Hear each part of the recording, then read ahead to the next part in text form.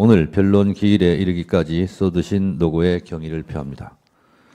영장 청구권을 헌법상의 권리로까지 인정받고 있는 우리나라 검사는 그 권한이 매우 막강합니다.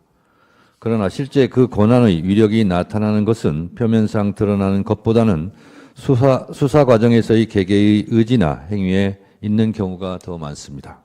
즉, 검사는 수사를 개시할 대상을 정할 수 있고 그 정한 대상자에 대하여 어느 정도의 강도로 어느 정도의 기간 동안 수사할 것인지를 결정하며 그 수사 결과에 따라 어떤 죄명을 선택하여 기소하고 때로는 어떤 이유를 붙여 기소할 것인지를 결정합니다. 심지어 있는 것을 없는 것으로, 없는 것을 있는 것으로 사건을 축소, 왜곡, 과장한다는 국민적 의혹이 있는 것도 엄연한 현실입니다.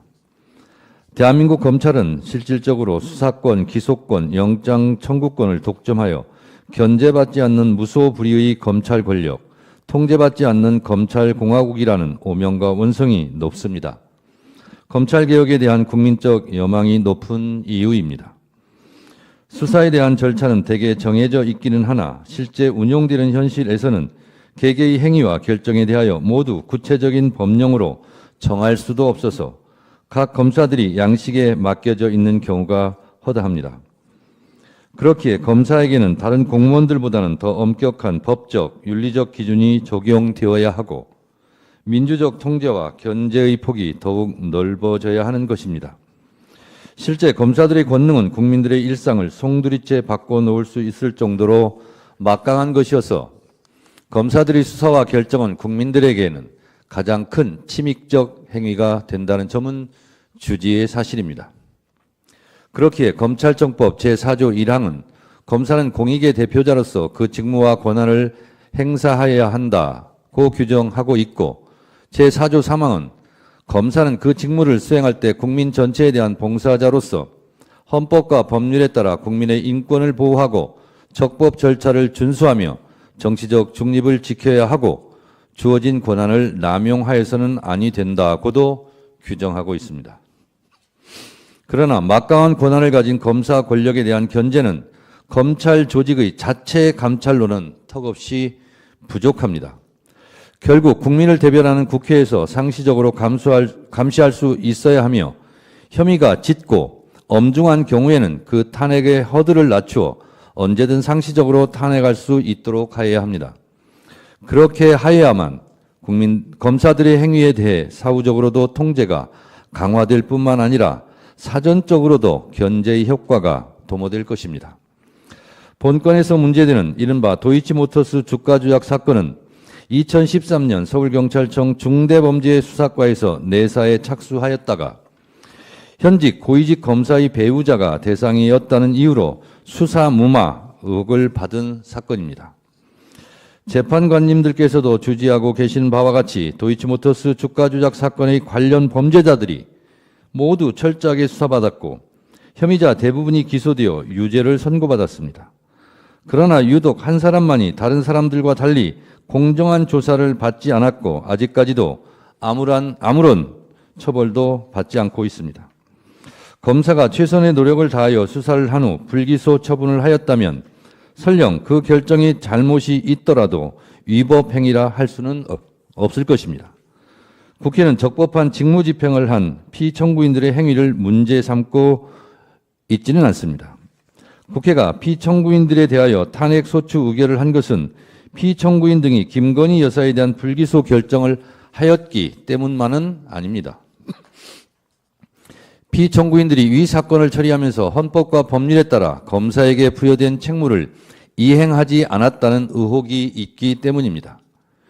2024년 5월 인사권자인 윤석열 대통령이 자신의 아내인 김건희 여사에 대해 직접 수사하려던 당시 서울중앙지방검찰청 수사지휘 라인을 교체하여 피청구인 이창수, 조상원, 최재훈을 각각 서울중앙지방검찰청 검사장, 서울중앙지방검찰청 제4차장, 서울중앙지방검찰청 반부패수사 제2부장으로 임명하였습니다. 이후 피청구인들은 당시 이원석 검찰총장이 김건희 여사 소환 조사가 원칙임을 강조하였음에도 불구하고 검찰총장에게 수사 절차에 관한 상세한 보고 없이 김건희 여사 쪽이 지정한 대통령 경호처 부속 청사에 비공개 출장 조사를 시행하였습니다. 대한민국 어떤 피의자가 이런 대접을 받은 적이 있습니까? 피청구인들은 수사를 담당하는 검사의 휴대폰을 반납당하며 피의자를 조사하는 초유의 황제 조사가 진행되었다는 언론 보도가 줄을 이었고, 공범으로 지목된 자에 대한 기존의 수사 및 공판 과정에서 나온 증거들을 고려하지 않았다는 의혹이 있고, 김건희 여사에 대하여는 강제 수사를 하지 않는 등 불충분하고도 불공정한 수사를 통해 이 사건에 대해 불기소 처분을 내렸다는 국민적 공분이 큰 것이 사실입니다. 이에 당시 이원석 검찰총장은 법 앞에 예외, 특혜, 성역은 없다는 원칙이 안 지켜졌다고 공개 비판하기도 했습니다. 또한 불기소 결정 이후 법령에 근거도 없는 이른바 레드팀의 검토를 마쳤다고 변명성 주장을 하고, 하지도 않은 영장 청구를 하였으나 기각되었다는 등 허위에 가까운 보도자료를 작성, 배포하였다는 의혹에 많은 비판을 받았고, 기자회견에서 허위성 꼼수 브리핑을 하였다는 언론과 국민적 비판도 많았습니다.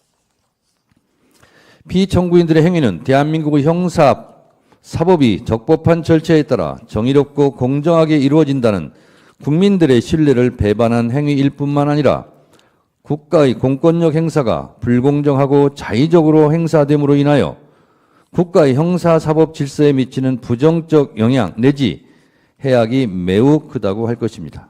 그러므로 피청구인들에게 보다 엄격한 법적, 윤리적 기준을 적용한 징계가 이루어져야 합니다.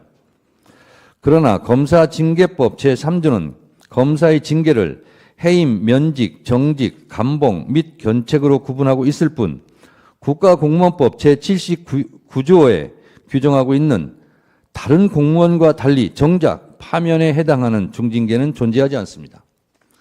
국회의 검사에 대한 탄핵이 용이해져야 하는 당위입니다. 그런데 수사 권한이 없는 탄핵 소추 주체인 국회가 본건과 같은 사건에서 탄핵 소추를 함에 있어 명확한 탄핵 소추 사유를 적시하고 모든 증거를 제시하여 탄핵의 인용을 받아내는 것은 현실적으로 쉽지 않은 문제입니다. 실제 수사를 했던 검사가 각 행위와 결정 당시 성실하고 엄격하게 수사하였는지 세부적인 자료를 확인한 것이 매우 제한적인 것도 크게 한몫을 한다고 할 것입니다. 그러므로 국회는 언론에서 드러난 사실과 그에 대한 검사들의 해명에 대해 국민의 눈높이에서 국민의 뜻을 대변하여 검사들의 행위가 헌법과 법률에 저촉되었는지를 세밀히 판단하여 탄핵을 할 수밖에 없습니다. 그러므로 탄핵 소추 절차에 있어 헌법재판소의 직권주의는 수사기관이 아닌 입법부를 탄핵 소추 기관으로 하고 있는 탄핵제도 하에서 당연히 도출되는 결과입니다. 이러한 관점에서 본건에 있어서도 검찰이 보유하고 있는 이 사건 관련 각종 수사 기록을 빠짐없이 열람할 수 있도록 하는 것이 필요하고, 또한 헌법재판소에서도 직권주의를 최대한 활용하여 사건을 직접 탐지하는 범위를 넓혀가 주실 것을 간곡하게 요청드립니다. 지금 재항고된 고등검찰에 대한 수사 기록을 저희가 송부촉탁 신청서를 하였는데 그것이 잘 받아들여질 수 있도록 재판관님들께서 헤아려 주시기 바랍니다. 존경하는 헌법재판관님, 범죄를 수사하고 법을 집행하는 이른바 칼자루를 쥔 검사들이 아무리 현란한 말로 자신의 잘못을 가리려고 하더라도 국민들이 상식에 반하는 행동은 철저히 조사하여 그 잘못을 가리고 징계할 수 있어야 할 것이고, 이것이 국민 주권주의에 부합하는 제도 운영입니다. 피청구인들은 이 사건 수사 과정에서 법과 원칙에 따라 공정하게 철저하게 수사를 진행함으로써 국민적 의혹을 해소하는 것이 마땅하였음에도 불구하고 권력자인 대통령 배우자에게 면죄부를 주기 위하여 헌법 제7조, 헌법 제11조, 검찰청법 제4조의 평등의 원칙과 정치적 중립 의무 등을 명백히 위반하였다고 생각합니다. 형사사법 정의를 심각하게 훼손하였으며 국민의 법치주의에 대한 신뢰를 무너뜨렸다고 생각합니다. 모든 국민은 법 앞에 평등하다는 헌법 제11조의 헌법 정신에 따라 모든 아내도 법 앞에 평등해야 하지 않겠습니까? 헌법과 법률, 국민적 눈높이를 종합하여 살펴보건대 본건은 피청구인들의 파면을 정당화할 정도로 중대한 헌법과 법률 위반 의혹이 있는 경우이고 국민의 신임을 배반한 것이 명백하다고 할 것입니다. 존경하는 헌법재판관님들께서 대한민국의 공정한 상식이 회복되고 사법정의와 헌법 질서를 수호하기 위해 피청구인들을 모두 파면하여 주실 것을 간절하게 호소드립니다. 감사합니다.